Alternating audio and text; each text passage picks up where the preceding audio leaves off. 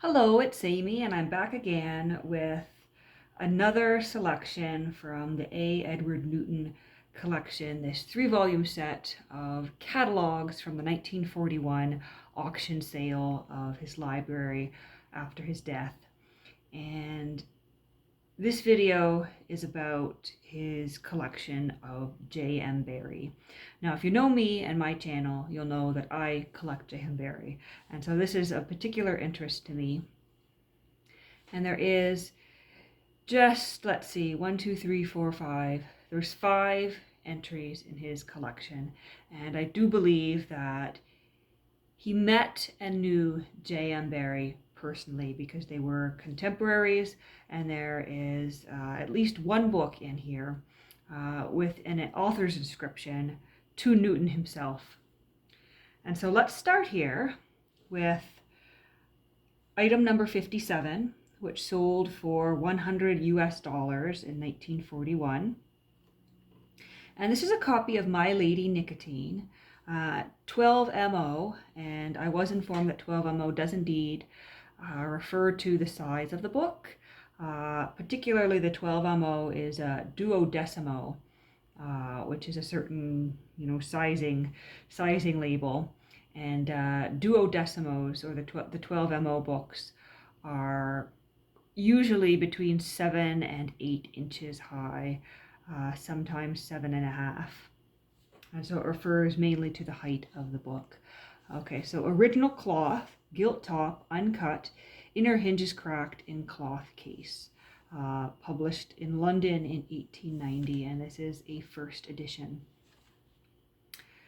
Item number 58 is a 3-volume set of The Little Minister, and we see down here it is the first edition. His novel, The Little Minister, was originally published in 3 separate volumes.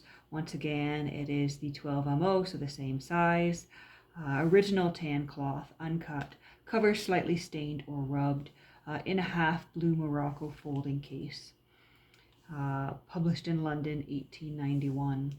The first edition, laid in volume 1, is an ANS, and I'm assuming that here AN maybe refers to author's notation or author's note or something along those lines.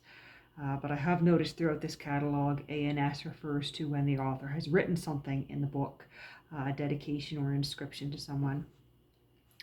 ANS by the author to Cecile Harmsworth, 1P 12 MO London, October 9th, 1930.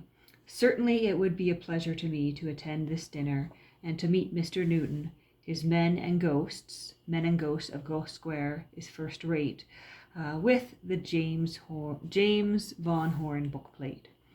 And so there is an inscription to a third party here, where J.M. Barrie is regretting that he is unable to attend some sort of dinner and to meet Newton in person.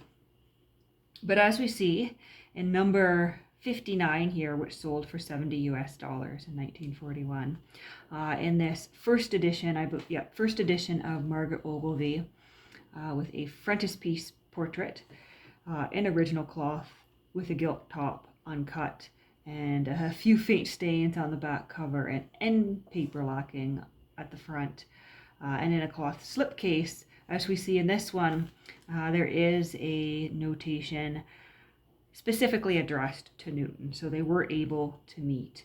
And I believe from reading the essay collections of Newton that they weren't particularly close, but they did meet once or twice. And they certainly met long enough for Newton to receive a copy of one of Barrie's books with a personal notation in it.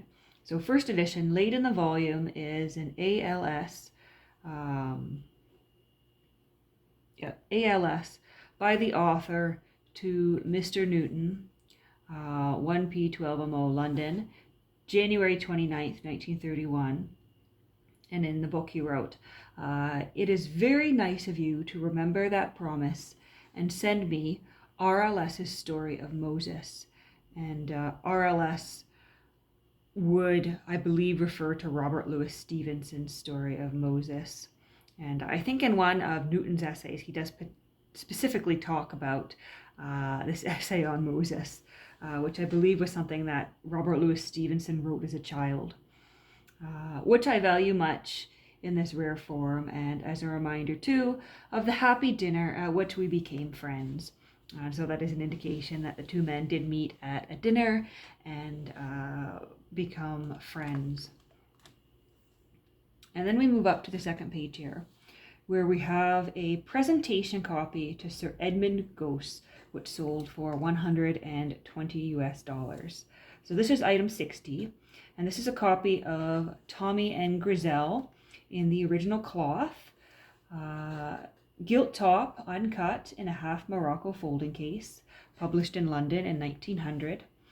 A fine copy of the first edition, a desirable association volume, being a presentation copy from the author to Sir Edmund Gosse, inscribed on the half title, "Dear Edmund Gosse, Tommy and Grisel and I will feel proud if you can find room for us on your bookshelf, the shelf for friends.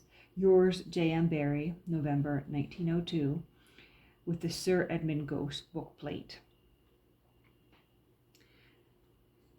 Entry number 61 is a first edition of The Little White Bird. It includes a frontispiece, the original cloth, gilt top, covers are slightly stained and inner hinges are cracked, and it's in a cloth slipcase.